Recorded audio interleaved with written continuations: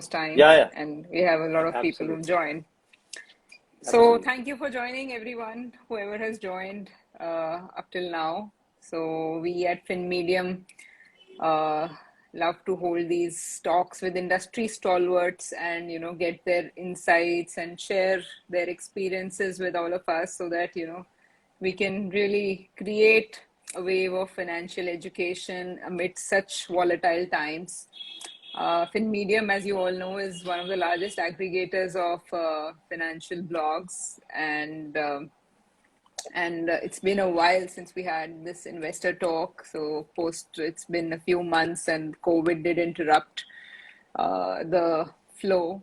But today we are back, and we are back with one of the most experienced, people from the industry. I'm very happy to welcome Mr. Gurmeet Chadda, who is the CEO and co-founder of Complete Circle Capital, and and he has a vast experience, 15 years of experience in the industry. Before starting his own company, he was with Citibank as their vice president, as also head of investments for Northern Zone.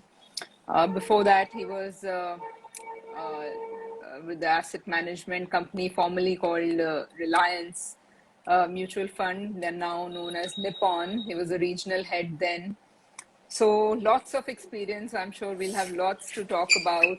And thank you so much, Gurmeet, and thanks a lot. It's been Pleasure. long due, and we've been changing Yeah, dates. We've been going to and fro, but absolutely. finally we're here, and I'm so happy that we are having this Yeah. talk today. So thank you Sure. so much, and firstly, congratulations on Complete Circle, which is doing very, very well, and uh, also congratulations on your new office in Chandigarh. How has the journey been so far? Oh, God has been very kind, Sana, and I think so. We started in September 2015, so we completed 6 years last month. Uh, we when we started, I think our goal was to maybe manage niche family offices uh, and HNIs, and I think would have been pretty happy had we done 500 crores, but that was the first milestone. But now, as time progressed, as more and more like-minded people joined, we are happy to share that we have crossed 2,000 crores, Oh, with wow. Chandigarh alone contributing, yeah, about let's say across the 50 crore benchmark for us in just 4 months of opening the setup. And I think thanks to markets, thanks to the to the excitement we are seeing. But good part with us has been that a large part of the asset came in pre-COVID, and obviously the market cycles have helped, and so we've been growing strength to strength. So we are now in Delhi, Chandigarh, and Mumbai, three locations. Intend to have some pan India presence as we go along. And there's one dream I've lived with since the time I started this firm, and including when I was working with Citi, was to have one wealth management company listed on the exchange at some point of time. So let's see, fingers crossed. Hopefully, we have a good decade ahead of us, and this dream of ringing the bell on NSC might get fulfilled. Absolutely, absolutely. I'm sure it will, with the way you are progressing, and with the kind of focus and knowledge you guys and experience you guys have brought as the top management team. I'm sure Yeah, it won't be too far along. So sure. congratulations once again. Thank you. So Thank you. as I follow you on Twitter, you share a lot of fun and interesting compounding stories. So why don't we Sure. start this on a lighter note, and why don't you share one of yours with us? So I'll share a miss and a hit with you, since I was with HDFC Bank, and somebody reminded me just now on messages that you haven't mentioned that. So I was a young boy. I got an excellent offer from Reliance Mutual Fund. I got a 30-40% salary hike. In those days, that was lot. I mean, even if you get 10,000 more, if you are like 25 years old, that's a lot of money. I actually forfeited my ESOPs. Oh, I joined Reliance, and so a couple of my friends who still with HDFC have ESOPs worth 15, 18 crores. But I realized my mistake in 2009 that, this is something which I shouldn't have done after spending 3-4 years in Reliance. And that's when I started buying 10 shares of HDFC Bank every month to try and make up for it. So I've been buying 10 shares of HDFC Bank for last 12 years. While the results are very, very commendable, but I'm nowhere near, where my friends are, in terms of the ESOP value. So that was the first lesson, and which is my pinned tweet also. If you see my profile, the first tweet I say is that's the biggest learning I've had. And since then, I've ensured that, I don't sell my winners too early. And there have been a couple of great success stories. Divi's Laboratories is another one, Shana, where I was lucky Yeah. to, enter around 2012-13. I onboarded a very large pharma client, and he used to, get his custom synthesis job done from Divi's. And he always had high praises about Divi's, on their chemistry skills, on their ability to manage, energetic reactions and late life cycle strategies. So I have some background on chemistry, so I got really interested. I started studying the APIs they do, the custom synthesis work they do, and I got very early into Divi's around 2012-13, and that's been one of the, as everyone knows, one of the fabulous stories in pharma. Absolutely, absolutely. So many congratulations on that. I'm sure you made up all your regrets in these kind of picks, definitely. And Yeah. in fact, I think we interacted on Twitter, and I appreciated this idea of collecting the number of shares, instead of Yeah. amount. That was a unique idea. Mostly people, go by amounts. Yes. But I think you have targets of, okay, I want these number of these shares, so that Yes. was something very Yes. unique, that I Correct. and how you've been accumulating them all along, coming along. Yeah. So great. So Yeah. thinking the kind of markets we are in today, there is a lot of risk involved. And Yes. so how do retail investors manage risk? How do they protect their capital, and how do they don't get carried away by return on capital, and secure the capital as well, because markets are volatile, and everything could be a hit or a miss. Sure. So, I think couple of things, while there is no standard formula of avoiding any mistakes will happen in the market.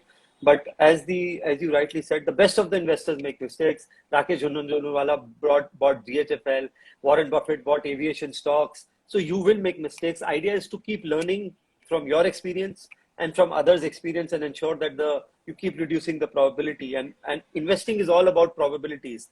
The more this is not about selecting and winners. It's about weeding out as many mistakes as you're likely to incur. And that's how you become successful. So three, four things which as a retail investor you can look at when you are looking at these companies is look at if there are some red flags in the balance sheet or not. So I'll give you an example for it. So that's the first parameter you should look at. What if, let's say, the sales are going up, the sales are stagnant and the margins are going up, right? That's the first red sign. So the company is stagnating or sales are declining, but the margins and the profits are going up, which means there is something which deserves second level of, observation, and that has to be a trend. It's okay if it happens for a quarter or so. So you have probably companies trying to, take some expenses out of the balance of the P&L and take it into the balance sheet as which we call as capitalization of expenses, right? I'll give you an Right, example. There right. was this Yeah. company called WorldCom in 90s. They used to charge lease cost, and immediately after some point of time, they said that the lease is like a capital expenditure, which they pay to other telecom companies. They started showing that as an asset in the balance sheet, capitalizing that expenses. And suddenly the profits went up, and WorldCom was a great stock. And before the 97 dot-com bubble, story started, and, everybody lost money. So look at that balance sheet thing. Second, see if there is very high excessive debt, and if that debt keeps on climbing up. That's the second red flag. We have seen that all big companies which have failed debt has been the single most Yes, biggest reason. absolutely, Third, absolutely. yeah. And third, track record and the governance track record. In India, unfortunately, I'm saying this, that We have more, artists than accountants as far as presenting financial information is concerned. Give lot of information, preference to good governance. And that is why, a lot of good companies command 50, 60, 80 Ps, because the likes of Asian Paints or Pidilites or Hindustan Levers or SDFC banks have a very, very clean track record. So a clean track record of promoters is something you can start with. And Absolutely. always think of, is it, see, if when 100 becomes 50, you lose 50%. But for 50 to go up to 100, you have to go up 100%. So the lesser you will fall when you are investing, chances are the higher you will gain. So always start with risk. The first thing you should start with risk. Return should come at the second level while you are starting your journey. Right, right. Absolutely, absolutely. So thank you. Yes. So due diligence before putting in the hard-earned money is definitely Absolutely. it cannot be avoided if we have to avoid Absolutely. some sort of a risk. So at Complete Circle, what is the investment philosophy, or what is the investment idea you look at before, you recommend a family or a business, where to invest? Yeah. So, we are slightly differently wired. We start with your goal first. We don't start with what is a good theme or a good idea. If somebody has a goal of, let's say, earning 6, 7% and is very happy with it, we don't do anything. We simply look at government bonds and right. Yes. So it always has to start with your goal, and this is that goal we arrive at ideas. So let's say somebody wants to really compound wealth. Let's say somebody is starting and somebody really wants to, have a very good corpus, let's say a couple of crores, over the 10, 12 years. So what we do is we bucket it. We basically look at, medium term and long term goals, as I said. The first thing we do is that we figure out what are the themes which we think are very, very dominant themes for the medium to long term. So for example, a few years back, and I tweeted it about it, it was financialization of savings. Once I saw the government opening Jan Dhan account, opening 40, 50 crore accounts in a year, it was very clear that financialization of savings will be a great theme. Now, if you see last 14 months, Shaina, we are opening 12 lakh demat accounts a month. We've opened, Yes. 3 crore demat accounts in last 2 years. That's a phenomenal number. Now, if you open more and more demat accounts, which means more and more money is getting into capital market assets. So whether it is a depository, whether it is a mutual fund which is listed, whether it's an insurance company, I think everybody would gain, right? Now, so once you identify that financialization of saving is a theme, you then figure out which are the beneficiaries of that theme. The second theme, which we were very quick and early to get, was the digital adoption, right? I think what we are right now seeing is digitization trend of a lifetime. And this is not a 1 year, 2 year phenomena. This is not something where I just want to tweak things so that I can do, contactless delivery. This is a core transformation happening. I want to look at everything in a way. So suddenly technology has become a core vertical. In fact, Right. somebody very famous said that everything would be a tech company. Even companies which are making, Yes. fast food.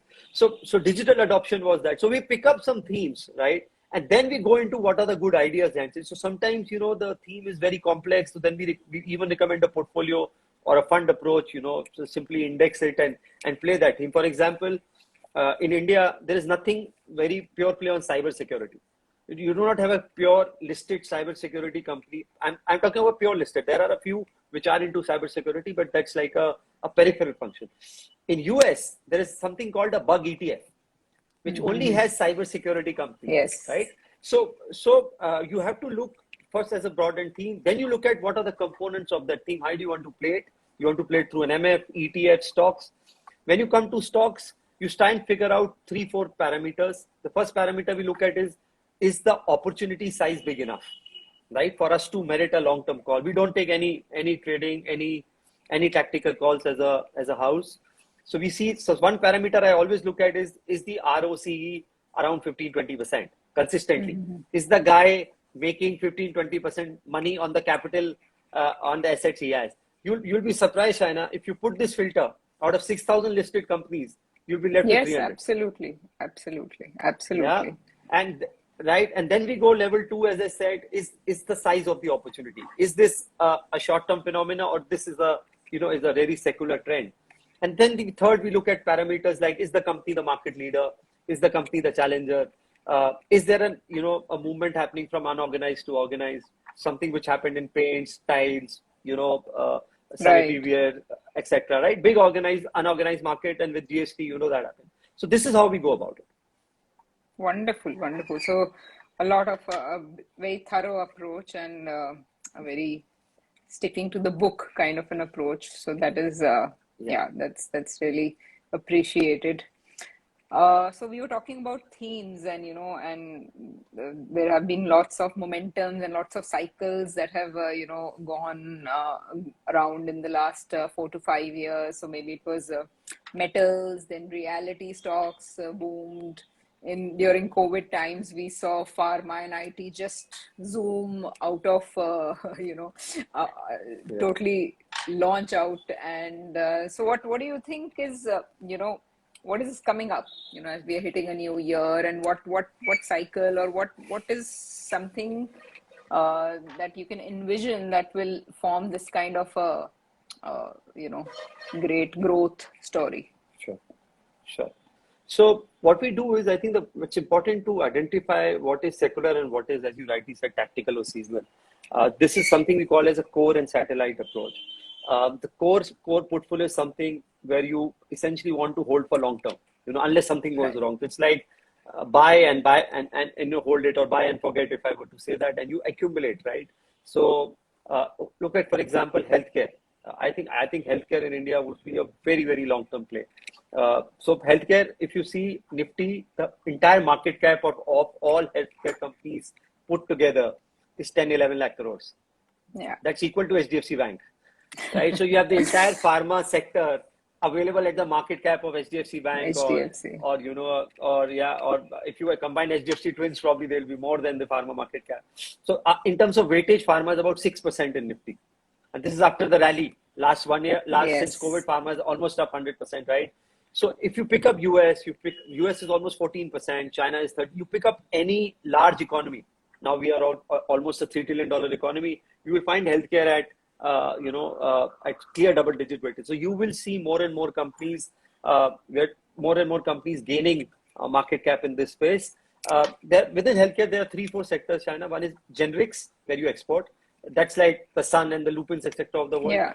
Then you have, so in US, for example, you write paracetamol. You don't recommend a drug. The drug, the pharma guy gives you the paracetamol.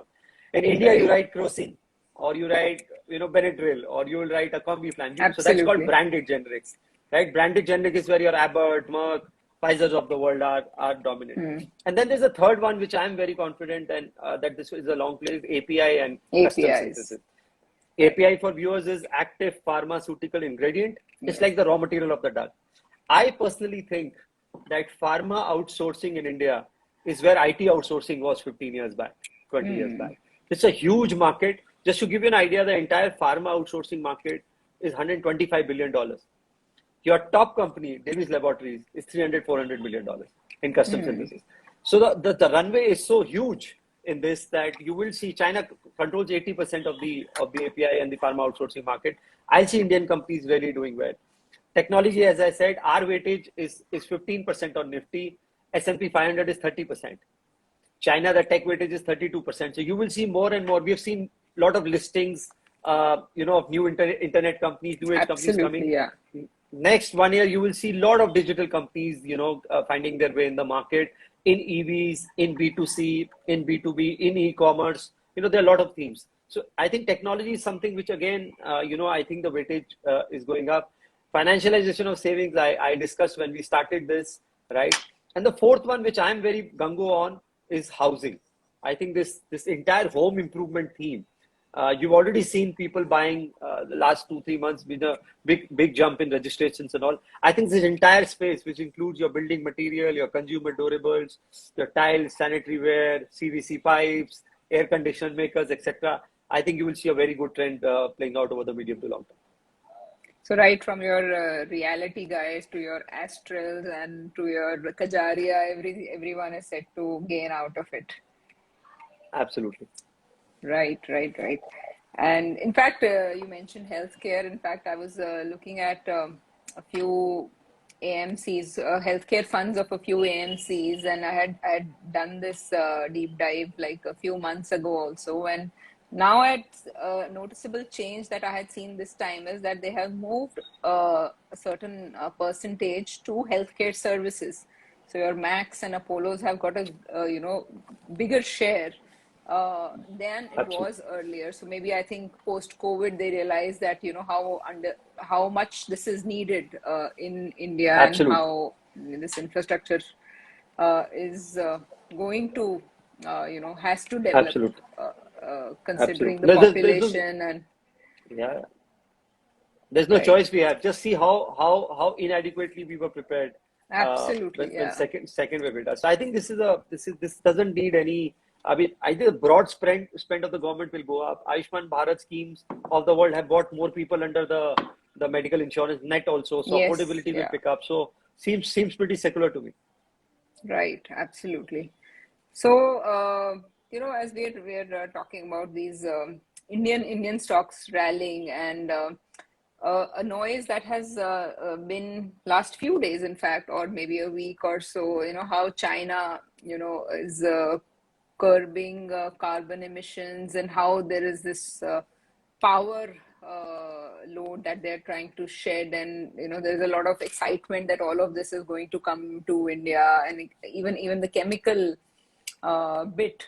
So, what is a good part for it in India, considering the markets? It's not good environment-wise for sure, but Sure, sure. investment-wise, what is the positive here for India? So it's actually a brilliant question. So there you have to divide this into two parts. One part is the demand because of the shock, because China shutting Right. down power or China reducing this would be temporary, right? So it doesn't that the China will keep shutting power for next. So Yes. one Yes. is because of the shock, right? And one is something which you pointed out, which we call as import substitution or China plus one opportunity, where the Yes. global companies are wanting to shift the supply chain and reduce the dependence on China. So I think the Yeah. latter one is where one should be more interested in. So something like metals, etc., commodities, the impact would be short term. Even in basic chemicals, the impact will be short term because the prices have gone up, supply chains are disrupted. Once it normalizes, and a lot of it is reflecting in the price, mind you, the prices of all companies who are benefiting are showing it, right? So you have to be careful there that you don't get caught in the momentum. Some just because China shut power, I buy something Yeah. without really understanding the right. So buy only what you understand and not basis, what we are saying, even including in this Insta Live session. The second one is where I see a bigger opportunity, which we call as import substitution or China plus one opportunity. You spoke about specialty chemicals. That's clearly one sector where India stands to benefit. My request to all viewers and listeners is that identify the portfolio before you jump. So there are companies which have specialization. So for example, on fluorination, right? It's Deepak and it's Naveen Fluorine and Yeah. Naveen etc. and Deepak. Yeah. On nitration, it is Deepak. Specializes in nitration. On benzene and nitrochlorobenzene, it is Aarti industry. Aarti So there are drugs. Yeah. few companies in India who are actually doing backward integration, who are launching products downstream, doing value addition. Their dependence on raw material on China is minimal. And those are the companies, in my view, which should do better. For example, look at, for example, Aarti. Just because we are discussing this space, China, it started capex on phenol in 2015. Its Hmm. debt equity ratio went up twice, and there were concerns. That's why Deepak is really doing that, right? And now, when the disruption happened in phenol, the phenol prices went up, the acetone prices went up. It had the capacity, it had the backward integration, it had the chemistry to take advantage of it, right? So Deepak essentially has broadly three verticals. One is your phenolics, second is IPA, third is your fine and specialty chemicals, and the last one is performance products. So just to make it simplify for you, basic chemicals are chemicals which are made in bulk. That everybody is Yeah. making, I'm also making, and it's a high volume game with less value, right? Specialty chemicals you design as per specification.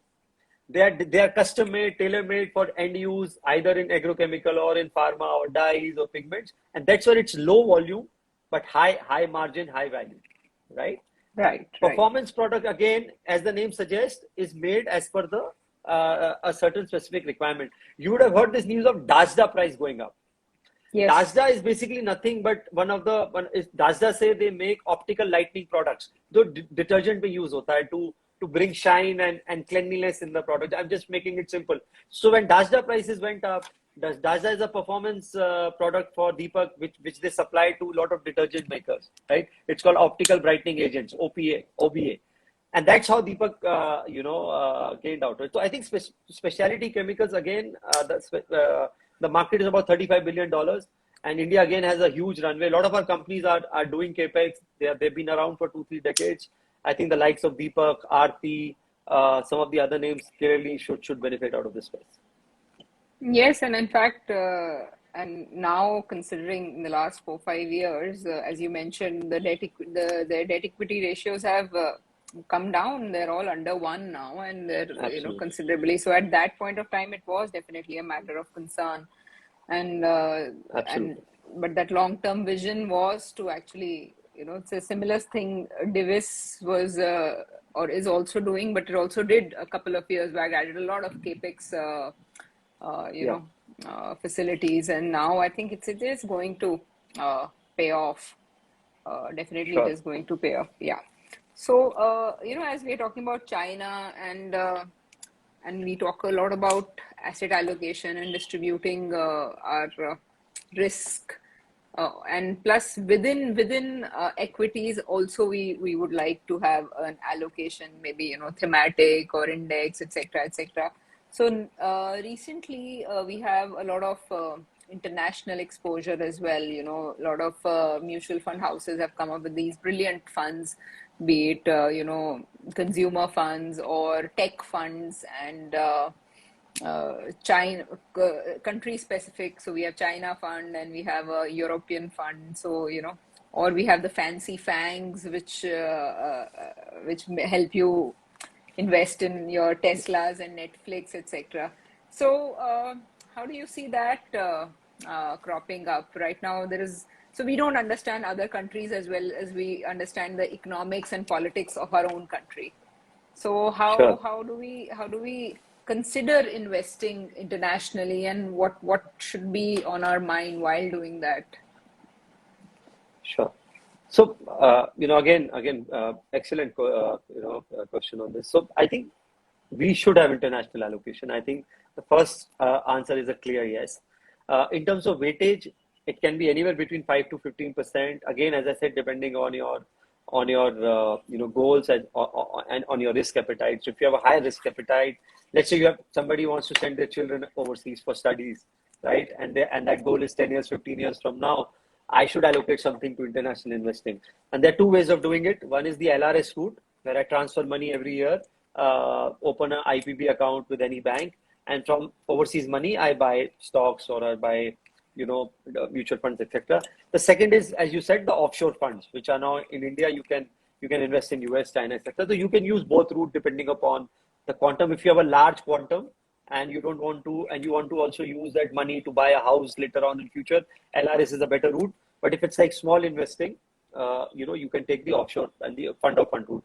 One key criteria here is not just returns; it is low correlation.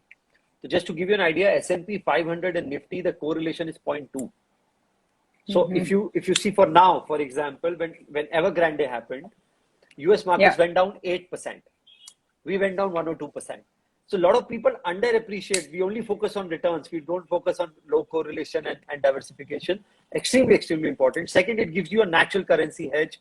What we have seen is Yeah. over long periods of time, rupee has depreciated against the dollar between 4 to 5%, and that's the inflation difference between the two, economies. So my personal preference is I do Nasdaq ETF. I think that's one of the most disruptive index in the world. The best technology companies find their way in Nasdaq. So you have the Apple, the Google, the Microsoft, the Teslas, etc. of the world. Technology is almost 50% there, and you have emerging sectors which are represented in Nasdaq, which is edutech, which is biotechnology, which is EV, which is e-commerce, right? Social media. We have no social media company listed in India. There is hardly any e-commerce company listed in India. There is no gaming company, Nazara before Nazara, which Yeah, was yeah, yeah. listed in India. So Nasdaq gives you multiple emerging themes like EV, like renewable energy, like e-commerce, etc. to play. So that's something you can simply pick up an index fund, and just to give you an idea, 5-year CAGR of Nasdaq is 25%. Right, that's best than Yes. that's better than most of the better performing funds. China, only if you understand and your risk appetite is higher, you can take exposure to China. China right now is available at 13 P, 1 3. Considering what they have done recently to their internet companies going after them.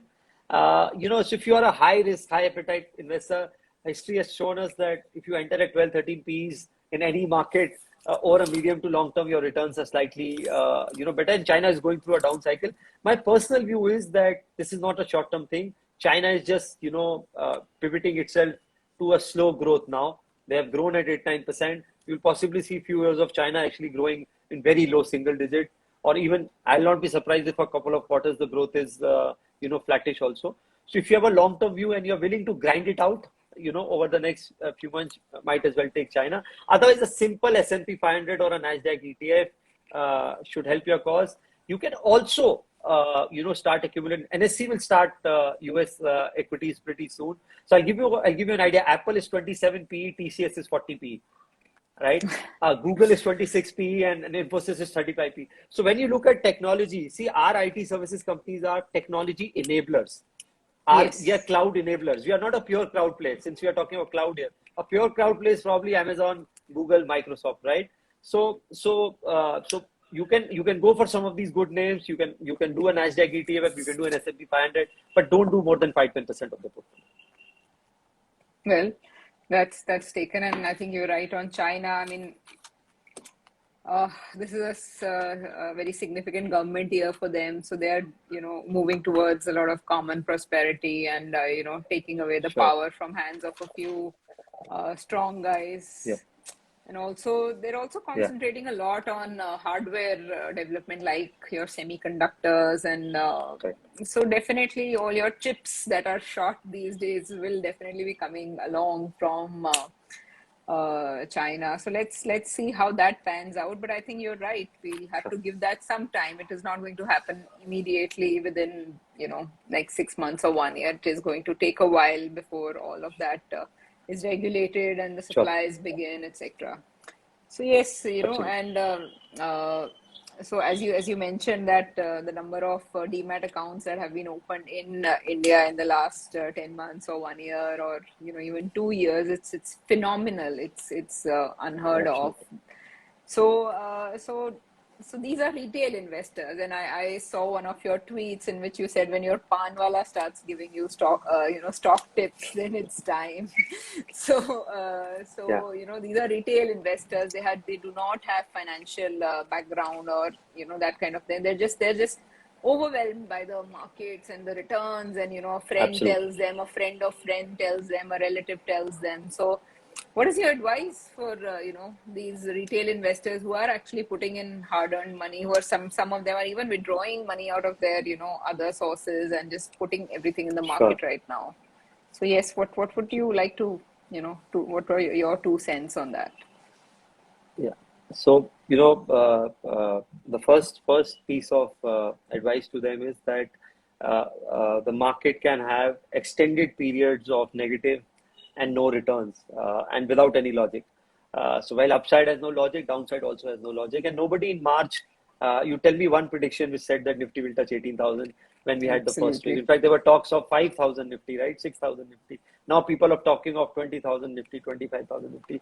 So, I'll give you a long-term view and I'll give you a short-term view. First thing what investors are coming in now, there is no easy money. So if you think that the money is getting too easy to be made, it means the risk is continuously going up. Because otherwise, we don't need to do anything. I can simply sit here, make money. Why the hell am I Yeah. managing and doing these shows, right? I'm in the market 24 hours. I can make money.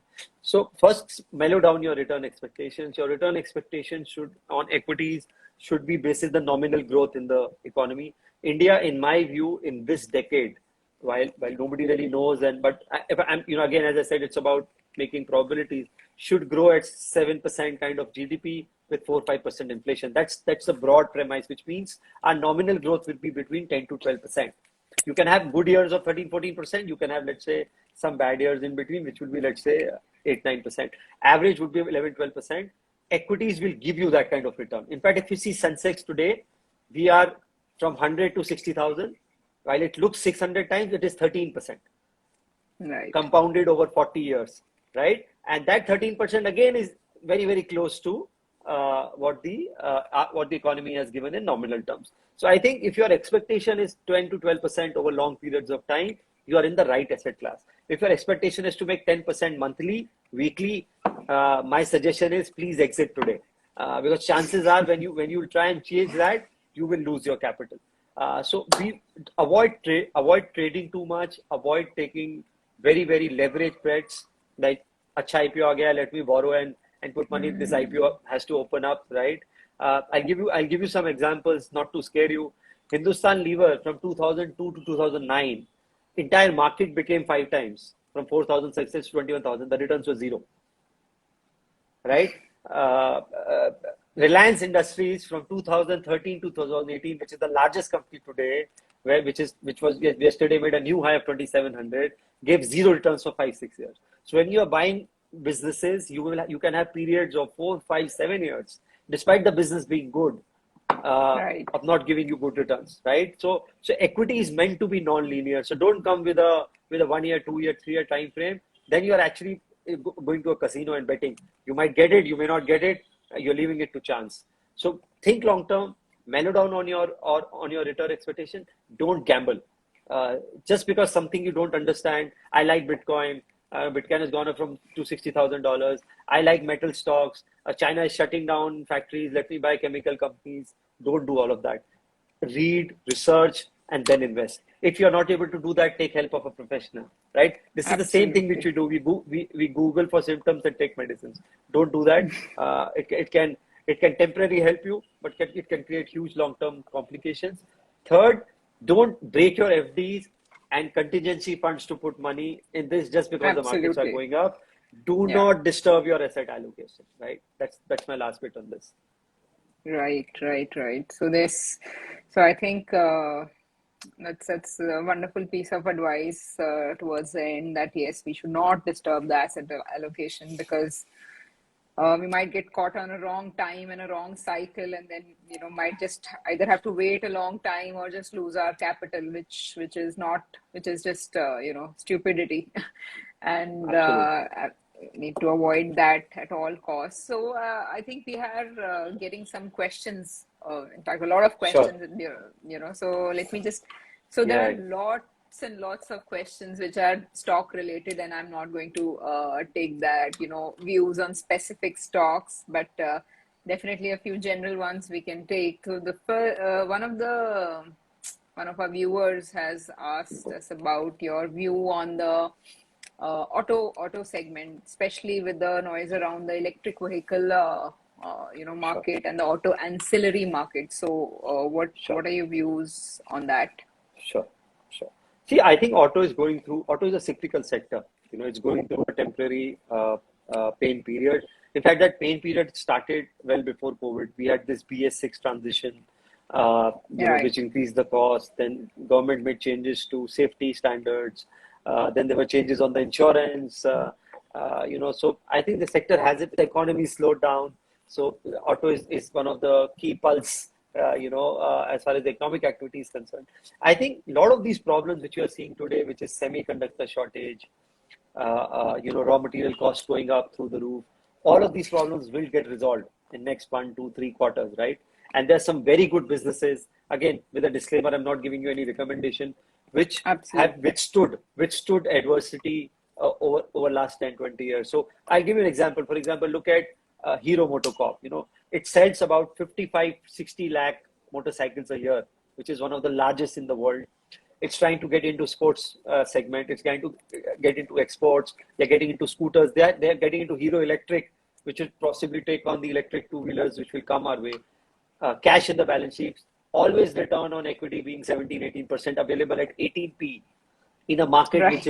which is going bonkers. So temporary pain periods in good businesses is actually a good opportunity. I personally I'm positive on auto, but you have to take the pain period. This quarter numbers will be bad. Possibly next quarter numbers will also be bad. But once this disruption happens, see currently we are selling China 6,000 electric cars a year, Yes, of which and total cards we consume is 27 lakhs.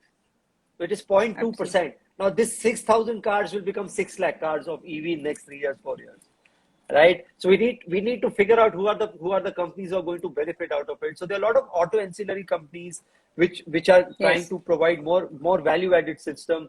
We saw Sona Comstar listing and how it done because it makes absolutely. engines for Yeah, hybrid engines, right? There's one company called Minda Industries which makes switches, horns, airbags, alloy wheels, infotainment systems, car bags. It doesn't get impacted whether you are making an EV or a combustible engine, right? So look at some of the opportunities where this entire transition will happen from normal to EV. Also ethanol. You will might have 100% flex engines, which Mr. Gadkari spoke about. So be vigilant. Bad times are the best period to buy companies. Remember, Ashok Leyland was $40 last year. yeah, yes. In fact, Tata Motors was $100 last year. So Yeah, less than yeah, $100 and see. So I'm saying take into account that have these companies stood the test of time? Do they have the ability to disrupt? If some of them the answer is yes, maybe a staggered approach may help. yeah. So another question that we have here is it says that, sir, as you said, we need to study, research, and invest. So please suggest platforms to read about sectors and stocks. Fin Medium, Pain that's Patel, that's yeah. where we Fin Medium is one. I didn't want to answer Uh, that. I thought Fin you should Medium is answer that. definitely one. These guys write some amazing blogs. Just go through the notes they come. They keep sending very nice infographics. In fact, that's ideally suited for retail and layman investors. There are others. There is Screener. There is something called Right. Tijori Finance. Yes. Again, very good website to look at. Then there is intrinsic compounding. There is a Twitter handle which he comes up with some various. So ज्ञान ही ज्ञान है. Three idiots वाला आपने देखा है. जहां मिले आप वहां बैठ के ले लीजिए. Right. There's somebody who has Suneet has asked, he's just written 3 words: mutual fund versus equity. I think that's the question you have to understand. Do both. I personally do both. This is, we made this entire. I tell you, our problem with us on social media is हम लड़ने लगते हैं this versus that. Life is not this versus that. Life is about the right combination. So personally speaking, Right. while I'm 24 hours in the market, I do 50% MF, I do 50% stock. This is not one against the other. SIP mutual funds give you a process and a discipline, right? Which you Right. will take, which you will follow even in, so you remove the emotional element from there.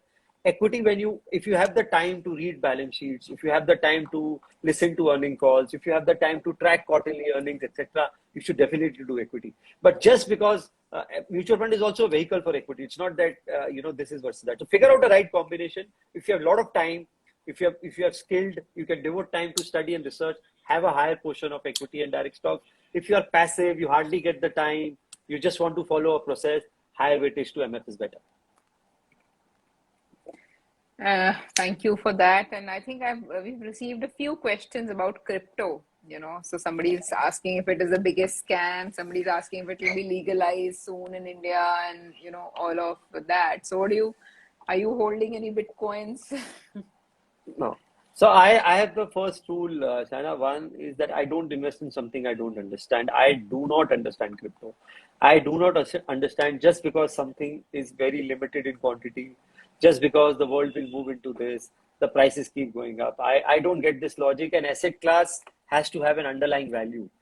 So for a bond, it is interest payment. For equity, it is dividend and capital appreciation. For gold, it is hedge, safety. Now, in Bitcoin, let's say I want to buy Tesla. I go in the morning, the price has already changed by $5,000. How will I buy Tesla if I have Bitcoin, right? So for a currency to be globally acceptable, it has to first stabilize. I personally think currencies will become digital. So I am not at all questioning whether cryptocurrency is the future or not. We will get cryptocurrencies. Cryptocurrencies is definitely a future. I don't know whether it will be Bitcoin, Ether, or the RBI will have its own crypto, or Fed will have its own crypto. The main power of a central bank today is to print money, is to regulate that Right. money flow so that it doesn't get into wrong hands. And crypto somehow, threatens to challenge that. So it's if you are okay losing some money, it's like if you go to casino, you say, okay, I will spend 10,000, I'll have fun. Whether I win or lose is secondary. that part of money can go into that. It cannot become core allocation as far as I'm concerned. Yeah, that's I think that's the right way to think of something as big as crypto, and uh I personally, second that completely. And I think we'll take one or two more questions and then we'll bring this to a close. So, somebody has asked, what should be the right strategy to average up? Brilliant question. And I tell you, I'm happy somebody asked this. I have learned one thing in life: a good stock always makes you average upwards. So, so, Absolutely. so, for example, Rakesh Jhunjhunwala not only bought Titan at $4, he went on buying even when it became 100, 200, $300. Right? I'll give you my personal example. I've been buying SGFC Bank, DBs, Tata Consumer, Infosys for last 8, 10 years. I keep buying them, monthly. Whenever I get money, I also buy. Uh, and all of them have made me average upwards. One stock which I kept on averaging and still hasn't given me good return is Sun Pharma. I started buying Sun Pharma in 2014 when it was $1,100. Came down to 400. I kept averaging it, right? So anyone who's making you average lower for a long period of time, to me that is Yes, the first then signal there's that a red flag. Yeah, yeah, yeah. yeah. So because if you're going for 10 on a 10-year period, the stock, if it's doing well, has to make you average upwards. Yes, yes, because that's the USP of that stock. You have chosen it so it increases, and once it increases, you need to understand that it will increase further. So this is a Absolutely. time that is a lower price than what it will be a year later, or 6 months later, something like that. Absolutely. So yes. Absolutely. So I think finally a person is asking a question multiple times, and let's take that as the final question. So Nitin Mehra has asked us a few times that what is the sector of this decade? So Gurmeet, all your insight needs to come in on this last question. So What is the sector of the decade as per you? So I personally think the sector of there are two actually. So I'll take. In fact, you have asked one. I'll give you two. Also, it will help me hedge if one doesn't come right. Right. So I think the first sector is, as I said, is healthcare. I personally think that this API custom synthesis space, and it includes a bit of specialty chemicals also. I think is a huge opportunity. I think the runway is so large. So I'll give you an example. Let's say Divi's Laboratories. Divi's makes about 30 APIs. So Divi has two Right. business. It makes generic APIs and it does custom synthesis. APIs, as I said, is a raw material. Basically, it's an active pharmaceutical ingredient. It makes out of those 30, in 18, Divi's is number one or number two. And this is only 30 which API mix. There are hundreds of molecules where the opportunity is. There are another 10 molecules which are under consideration. So there is Laurus, there is Divi's, there is Indeco, there is Solara, there is Syngene. I mean, there is a huge, and it is not one against the other. You will see this entire Yeah. API custom synthesis space doing well. A lot of big pharma outsourcing companies like Catalent, Lonza, they do $5-6 billion top line. And I told you our best company does $300 million. So I think the runway is huge. India will be the pharmacy to the world, both at the back end as well as the front end. That is my hypothesis. The second theme, which I personally like, as I said, is financialization of savings. Technology remains. I don't need to cover technology. We have 6 crore Demat account holders. We have 31 crore LIC unique customers. We have about 85 crore bank account holders, right? So just somebody was talking about mutual fund versus equity. We have 3 crore unique mutual fund investors in India. So Yeah. imagine the runway. I think the industry will go up, will keep doubling. When I left Reliance Mutual Fund, when China's, the entire industry was 8 lakh crores in 2009, Yes. 10. Today you are 35. So the industry has become almost 5x in 12 years. Almost 5x. Yeah. So this industry is growing 15-20%. So the top guys possibly will possibly grow, maybe better than that. So I think these are the two themes. I think in my view, you should really look, and don't look for the next HDFC, next ICICI, next Bajaj Finance. There's more money which has been lost looking for the next winners. So Yeah. maybe make a combination while the existing ones might. The big becoming bigger is a theme which is playing out worldwide. Right. Right. Right. So I think, Gurmeet, I am I have a lot of gratitude for your time that you've spared out this long weekend, and I know you're with your family in, in your hometown. But thank you so much for giving this time to us. And I think everybody is. Pleasure. I think you have a lot of fans. It's like Gurmeet rocks. Gurmeet sir is the best. I think I've just been seeing these messages. So very insightful, very intelligent, and very very deep.